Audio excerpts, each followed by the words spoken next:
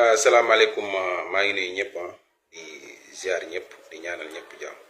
c'est juste rek une petite vidéo boo xamante je m'adresse directement au président de la République et son premier ministre président du PASTEF Ousmane Sonko. C'est juste rek sur le slogan de jubal jubanti man li may wax rek en tant que ex-détenu maa ngi tudd Mamadou Deme en tant que ex-détenu wax dëgg yàlla ñun les victimes gisuñu suñu bopp ci seen gouvernement waaw gisuñu suñu bopp ci seen gouvernement ndax ñun dañoo loru waaw nekk ci kaso bi pendant des mois perte ci des millions waaw parce que bi ñu nekkee ci kaso bi am na ñoo xamante ñoom ñooy fay seen location man ma jël sama exemple rek man maa doon fay sama location pendant presque 8 mois yi mu nekk foofu waaw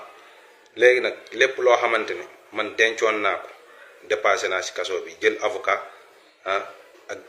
5000 1000 francs 2000 yi ñu lay duggal ak sa lekk lépp loo xamante presque ce sont des millions am na ñoo xamante dépassé nañu lu raw loolu am na ñoo xamante dañoo perte seen projet bi ñu defoon projet poulailler ak yeneen des investissements petits investissements yu ñu defoon léegi nag ñu génn ci kaso bi dem campagne battre campagne ba nga jël nguur ngi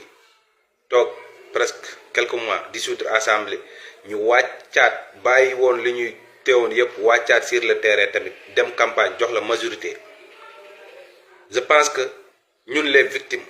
gisuñu suñu bopp sa gouvernement te ñoo xamante ñoom ñoo la doon saaga di la traité de tous les noms di la attaqué di la galgal di la faagaagal ñoom tey ñoo gën a gis seeni bopp ci gouvernement bi que ñun ndax ñun dañ ciy lor te je pense que aussi liñ ci perte ñun buñ ko jotoon rek mun nañu liggéeyal suñu bopp ndax ñun mësuñu xaar ci état waaw donc nag il est temps nag ngeen jàppale ñu parce que DER mu ngi fii am na ñoo xamante ay commerçant lañu am na ñoo xamante bu ñu leen financé mun nañ demal seen bopp DER aa ngi fii yeneen aa ngi fii direction yaa ngi fii tey am na ñoo xamante aussi dañoo yor seen métier yor seeni diplôme mun a liggéey dans les directions donc nag je pense que yéen pare woo leen pour ñu jàppale ndax ñun dañ ciy sonn dañ ciy perte lu bari perte suñu alal perte suñu temps ci kaso bi tey 500000 yi ngi leen ñu jox rek état bi 500000 bu ñu jox rek ñun suñu beñ yi ñu doon dugal foofu ëpp na 500000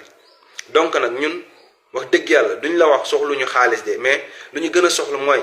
ngeen financé ñu jàppale ñun ñu mën a liggéey parce que bu ñu leen financé ñun dañuy fay waaw dañuy fay soxluñu ngeen ñu may ay xaalis yooyu noonu c'est bien vrai assisté ngeen